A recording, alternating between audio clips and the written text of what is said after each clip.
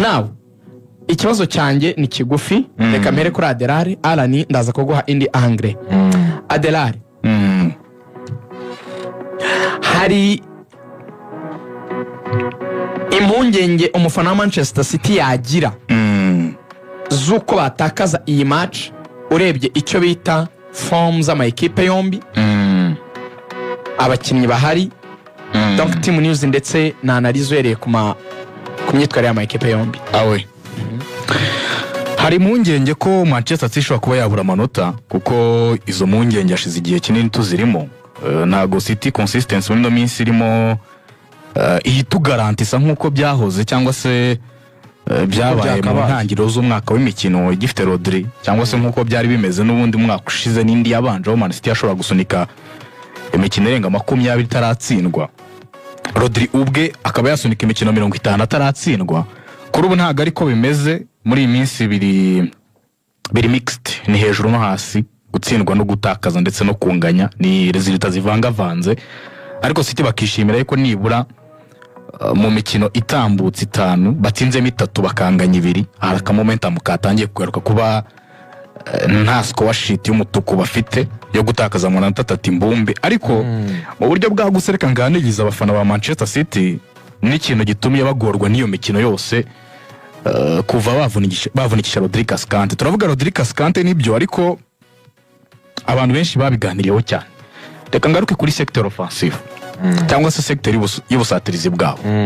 Equipe ya Manchester City arani na Rigani na Ruvuyanga.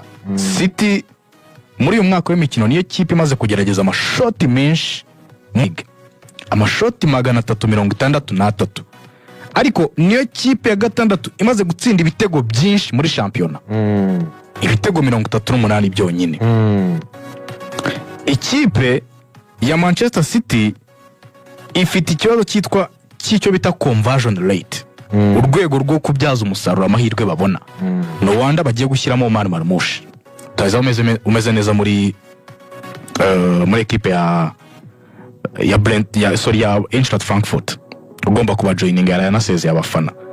Iyi equipe ya Manchester City ni equipe rutazamu isanzwe igenderaho, ari nacyo gisobanuro Pep Guardiola yatanze kuri no transfer ya Omar Marmoush, avuga ati dukeneye ibitego bigomba kunganira ibya Haaland. Haaland yatangiye ari kuri rate yo gutsinda ibitego idasanzwe, ku buryo imikino 5 ya mbere ya shampiyona yatsinzemo ibitego 10. Muri ibyo bitego 10 harimo hat-trick 2. Mu mikino 5 ya mbere ya shampiyona ibitego 10 harimo hat-trick 2. Hat-trick ubwo abantu bahita babyumva ni imitego 6 mu mikino 2 mu mikino 5. Ariko mu mikino 16 iheruka equipe ya Manchester City Haaland wayo ugomba kubaheka mu bijyanye n'ibitego 16 iheruka banasufiyemo mu buryo bwagutse. Haaland afite ibitego 6 byonyine. Urukumva buryo yasubiye inyuma. 5 ya mbere ibitego 10 harimo hat-trick 2. 16 yakurikiye nyuma y'imikino 5 ya mbere ya shampiyona ibitego 6 byonyine. Esheke ikomeye cyane. No wanda Manchester City migorwa n'ibitego, kuko nagerageje gufata icyo bita total y'ibitego abandi basatirana muri equipe ya Manchester City bafite, nsanga bafite ibitego 11. Fashe bya Doku, fashe bya Savinho, bose nta urengeje. Savinho ngira ni kimwe, Doku nawe ntaga yarenza 3 nk'ibisanzwe.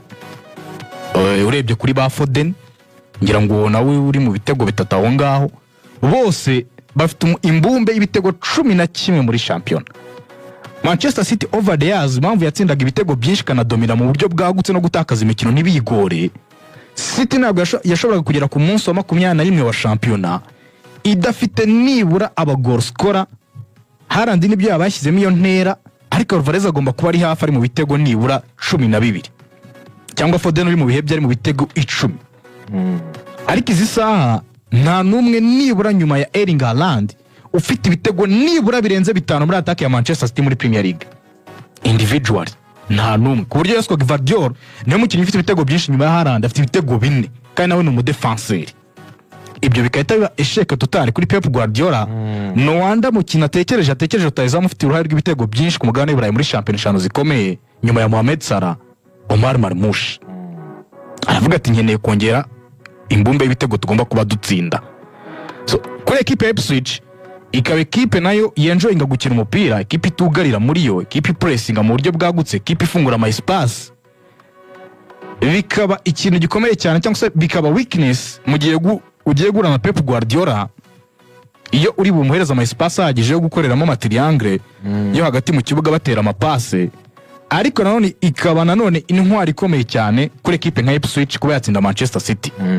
Kuko ekipe ya Ipswich ni ekipe ireba mu maso adversaire ikana exploit icyo bita ama espace asigara mu migongo y'abadefenseri, ikoresha abasore bayifite bihuta ba Omar Hutchinson, Liam Delap na akataka box, yego nuri muhinga wundi wabo ku rundi ruhande sindibo nibuka izina rye neza, Nick Barnes. yes. Manchester City ikagira inenge yuko mu buryo ikoramo setup mu buryo bw'imikinire ikoresha abadefenseri bagera kuri batatu n'abawinga babiri mu mpande n'umwataka umwe n'abamediateri batatu. Nimvuga abadefenseri batatu inyuma akenshi wasanga ari Ake, Gvardiol na Akanji muri ubwo buryo, mu gihe Ruben Dias muri minsi atarimo aboneka. Ariko iyo systeme iraba expose cyane, no wonder Manchester City mo yinjizwa ibitego byinshi kuko uwitwa Gvardiol agomba kwegera imbere agasa nk'ukina kuri gatatu, ari naho uwo musaro gutsinda ibitego uri muva. So imagine Ligan equipe ifite abadefenseri batatu gusa, abari mu mpande n'aba winga ni Savinho na Foden cyangwa Bernardo Silva. Nta mu right back arimo akinisha ko ariko Lewis arimo araza agakinira hagati mu kibuga, yego nk'umu inverted. Uribaza iki kuri equipe yafunguye yabatatse mu gihe batakaje umupira cyangwa se mu gihe bibaye ngombwa ko bawubambura mu buryo bwihuse hagati muri mediane, muri defense yabo barahasanga umubare w'abantu bangahe, mu gihe badafite umukaseri typique uguma hari ahantu hafi, barahasanga abantu babiri gusa. Rest defense irapfuye Manchester City. Ya defense nyine isigara kugira ngo nibaza gukorerwa counter attack ari yuhita iyihosha. The Great China Wall urukuta rukurindi bizazane mu gihe niyo mpamvu Manchester City muri iyi minsi irimo iratsindwa ibitego byinshi buvuye ku ma counter attack kuko rest defense yabo isigaramo abantu babiri gusa. Kovacic ntago ari umuntu uri discipline kuri defense abari abakinnyi bane, noneho basigaranamo kimwe cya kabiri cy'abakaye barimo. Iyi ni same system Pep Guardiola akoresha umwaka ushize atwara Premier League, ariko umwaka ushize ndetse no muri Champions League hagati mu kibuga yari afite umuntu uri discipline cyane uzi no kwambura imipira nka Rodri akanamwongeraho John Stones. Muri ubwo buryo rest defense isigaramo abantu bane, isigaramo Rodri, isigaramo Stones, isigaramo n'abadefenseri babiri bandi basigaye inyuma. Ariko izi saha hasigara babiri gusa, ariko Lewis si mwiza kwambura umupira, Kovacic si mwiza kwambura imipira, Gvardiol nawe yazamutse kugira ngo build up imukorerweho, ariko Lewis nagawe yafunguye ruguru ngo bakore build up mu buryo bwagutse, bigatuma City buri gihe cyose yambuye umupira ihita iba vulnerable mu bijyanye no kuba yahagarika ibitero bya equipe bagiye gura nayo. Kandi equipe ya Ipswich Town nayo ikabirivinga mu guprofit icyo bita ama espace asigara mu migongo y'aba defense. Gutyo bakubise Chelsea. Hanyuma Alan mu gihe abigiyemo gutyo, ndashaka ko wowe ufata ishusho noneho yagutse globally y'iyi sezo ya Manchester City, noneho unabihuze n'ibisubizo Guardiola yashatse ko bashyiramo muri uku kwa mbere. Ese bifite ubushobozi bwo kuba hari ikintu byahindura iyi kipe ikaba yagera ku rwego abantu bakwizera ko yazongera gusubirana icyubahiro cyayo? Donc haracyari ibyo gusova muri iyi sezo. Agatawa ariko RJ amaze kurya icya kabiri mu gihe ingingo ugiye kuyikomeza. Bari wagona bonyene banza abone bamubwiye ngo wavuze ko Divari yahe ikorera he 5 Div si yo mu burasirazuba ko bari bambwiye ngo za Kayonza nibeshye ikorera ingoma nyine mu mujyi hari so ngoma na za Kayonza si burasirazuba ikorera ingoma ariko kampo yabo bayikorera ihuye. Ibya gisirikare ntago mbizi cyane, cyangwa mwe nuko nzi ko ngiye gutsinda 5 Div ibindi aho ikorera hose irakubitwa, aho ikorera hose ndayikuramo. RJ none niyo imaze gukubitwa rero igikombe nagetwara. Itereke ngiye gutoza match ariko banza witereke. Global Manchester City iyi sezo tutafashe match imwe niki cyapfuye, niki Pep ari gukora mu kwa mbere cyagaruriye equipe tukongera kwibona imeze neza? Izi saha kukwemeza yuko Manchester City ibintu byayo bitameze neza nuko mu kwezi kwa mbere isoka ryo ryatabara. Buri equipe yatangiye gutekereza yuko winda ari ishobora kuba yaza gutabara sezo yabo. Akenshi mwageze mu cyo twita ngo ni manga, mwageze kure cyane rock bottom. Manchester City uyu mwaka w'imikino usibye kipe ya Southampton niyo kipe imaze guterwa amashoti menshi, meaning niyo kipe irangaye wenda muri Big Six ariko tubivuga iri gutsindwa ibitego byinshi ariko biri kuva ku cyo twakwita ngo ni exerted pressure. Exerted pressure ni kwa kundi umuntu agushyiraho agatuza nuresist agahita gutsinda igitego. Hari ama equipe yego urakoze, hari ama equipe apeza yega kaza gutsindwa igitego ariko muri cyagiye cya pressure equipe yari imira domina sibwo yatsindiwemo igitego, ariko City yo adversaire abaye mwiza akadomina akashyiraho pressure bihita bishoboka yuko ahita ayitsinda igitego. Rodri ibibazo bya Manchester City bijya gutangira niho byaheraga avunika. Rodri Cascante akivunika, Manchester City dafite umusimbura wo mu buryo bufatika, bisa nkaho ari cyo kintu kimye Pep Guardiola cyakinajyaga yubakiraho. Rodri Cascante bamwita ngo ni lighthouse, ni urumuri rumurikira abandi muri iryo cyamba ry'inzitane, atanga uwo mucyo mbere na mbere. Rodri Cascante kugira ngo umukasira agere kuri podium ya Ballon d'Or, wibaza icyo aba yakoze. Cascante yatsinze ibitego 12 atanga assist 14, uruhare mu bitego 26. Ndi kuvuga kuri bwa busatiza Adria yavugaga, bivuze ko batakaje umuntu wakabunganiye muri attack. Tujye sasa kubijyanye na defense yako yafasha. Rodri Cascante kuva yajya muri Premier League niwe mukinnyi umaze gukora recoveries nyinshi, kwambura imipira adversaire, niwe mukinnyi umaze gukora interception nyinshi, kwa kundi batera pass ukahita uyihagarika ukayikupa. Rodri Cascante niwe mukinnyi wari umaze gukina imikino myinshi muri equipe ya Manchester City, ukongera yuko ari myinshi none adatakaza umukino. Icyo kintu kagishyira ku ruhande. Rodri Cascante mu buryo bw'ubuyobozi kuri match ya Aston Villa, nimba mubyibuka Gundogan azagatsinda ibitego, yabwiye Pep Guardiola staff technique ati mwicare reka ngane n'abantu bakinnyi. Icyo gihe Rodri Cascante yaragifite imyaka 26, harimo ba Gundogan, ba KDB, aho bakinnyi babasine nyine ba Diaz n'abandi ba kapiteni. Ahagira ati ndi umwana muto wavuye muri Espagne, iyi equipe naje mo si Arsenal, si United, si Liverpool, naje gutanga icyo bita kariyeri yanjye, ubuzima bwanjye muri no kipe kugira ngire ibyo ngeraho. Ngiye ndifuza gukina, sinzi icyo utekereza mutima wawe, reka dukore dutsinde n'imikino dutwara ibikombe. Afata vestiaire wo bita Pep ati amashyi kabona mukunda. Ni n'umukinnyi mantaruma uzi gutravaya abagenzi be akabashyira ku rwego runaka rwo gutwara imikino. Impamvu nkomoje kuri ibyo bintu bitatu: gutsinda ibitego, kubyugarira n'ubuyobozi. Tujye ku ruhande rw'ubuyobozi.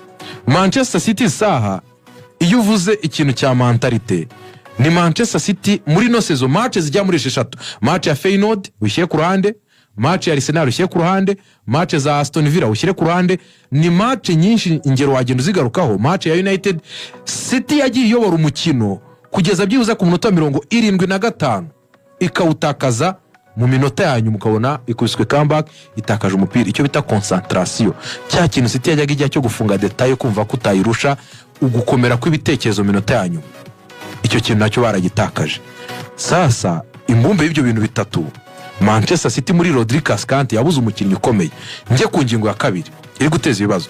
Pep Guardiola mu meshi equipe Chiki ndetse na Soriano baramubaje batese ko Klopp asize yubatse ibintu bye, waretse tukakubakira equipe tukareba uburyo twafatirana ino transition Klopp yarakoze muri Liverpool tukayicubya, hatita zatubera ikibazo nkuko natwe twabera ikibazo tukongera tugasunika. Pep aravuga toya, mwongera amasezerano abakinnyi bari bahari, ibindi nzabimenya mu meshi y'umwaka utaha. Sezitangiye umusimbura wa Rodri bitabigaragara ko yarakenewe. Wagurishe Julian Alvarez, ugura abakinnyi badahuje nawe icyo bagatanze mu kibuga, isa bitego byabuze. Izi saa twavuga ati Kyle Walker yagusabye kenshi cyane yuko ashaka kwigira hanze ibijyanye n'ikiragano muri Manchester City byararangiye umugumishaho. Kedi baravuga ati imishahara nakonye muri Saudi Pro League sindi kuyibona ahangaha, reka ngende utuyo yaguma. Bernardo Silva atikanye muri FC Barcelona utireka guma. Mbere na mbere ugeze muri situation yaho abakinnyi 7 cyangwa 6 muri 11 ufite muri equipe bose batabona hazaza habo muri equipe, meaning icyo kurwanira niki? Icyo kurwanira ni icyubahiro, sibyo?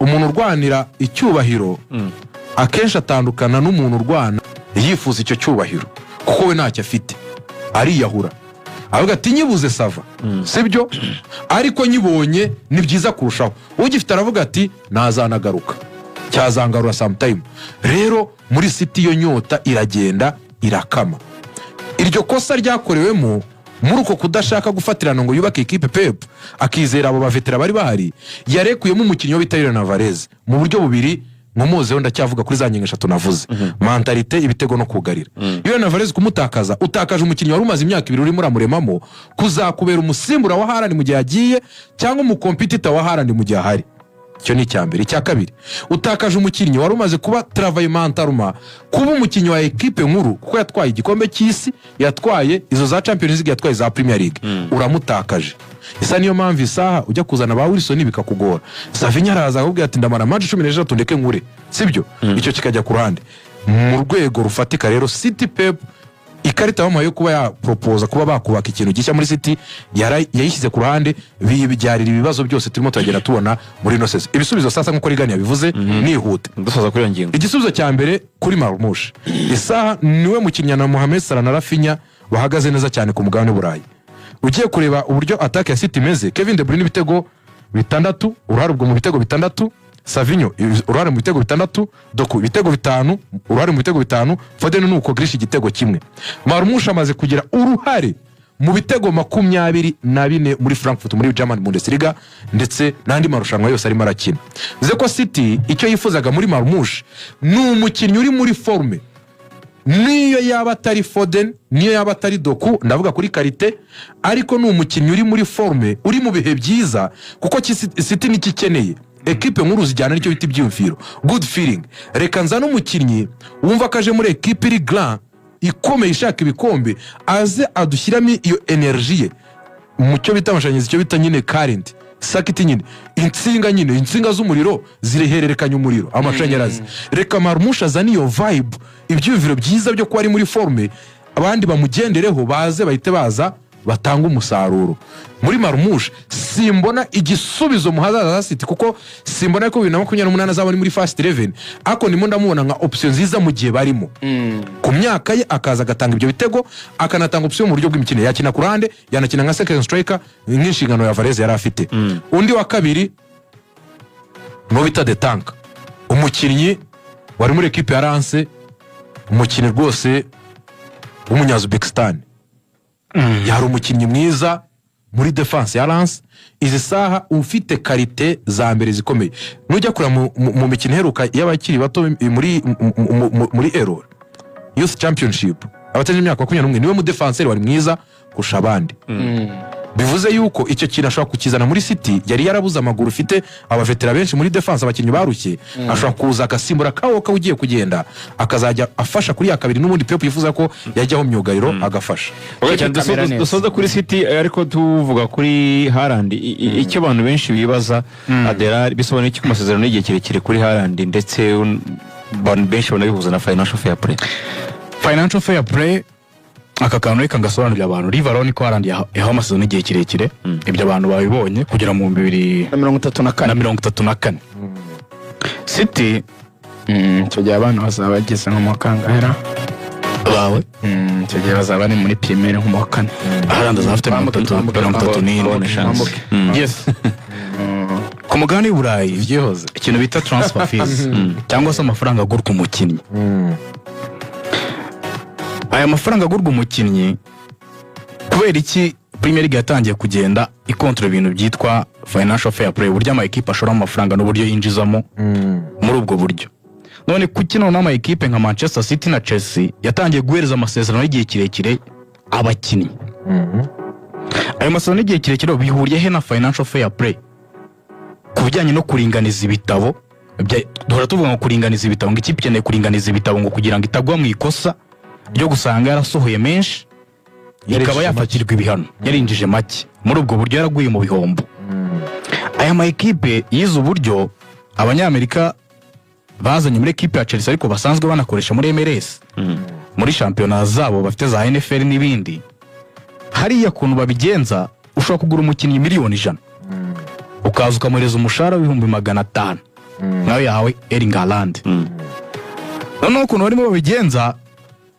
kugira ngo ibitabo bibe biringaniye neza na Chelsea isa aho ubona itarahanwe kandi yarashoye miliyari irenga ku isoko mu gihe kitarenze imyaka 3 ubundi amategeko yagombaga guhana Chelsea ariko ejo ni Premier League yatangaje yuko nta equipe yarengeje uwo murongo nta equipe yigeze igwa muri FFP yarabitangaje Profit and Sustainability Yes. Rule PSR nta equipe rwose ngo yahombye Yangije amategeko. equipe yangije amategeko ariko Chelsea yagombaga kubigwamo ariko ibanga ni iriya bano banyamerika bavumbuye yuko umukinnyi niba umuguze miliyoni 100 ukamuhereza imyaka 5 FFP iraza kugufata uraza kugwa mu ikosa kuko iyo myaka 5 babara ko buri mwaka nibura umutanzeho miliyoni 20 yego ariko nushaka kuringaniza ibitabo uwo mukinnyi wazanye kuri miliyoni 100 nka Enzo Fernandez ukahita umukubita imyaka hafi 10 baraza kubara ko nibura buri mwaka wagiye utanga miliyoni 5 biroroshye kubibara uko bisobanura kugira ngo tujye ni Burayi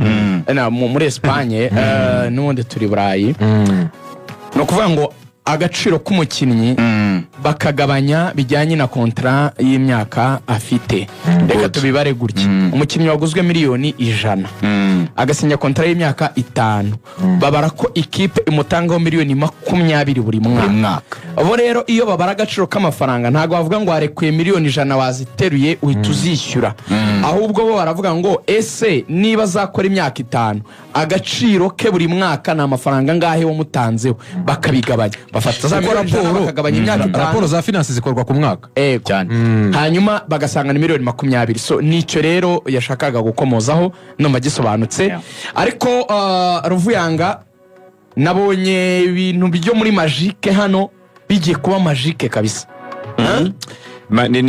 navuga yuko bikomeye ni magique wa mugane wa munyamakuru mugenzi wacu izaba isa nkaho ari nshya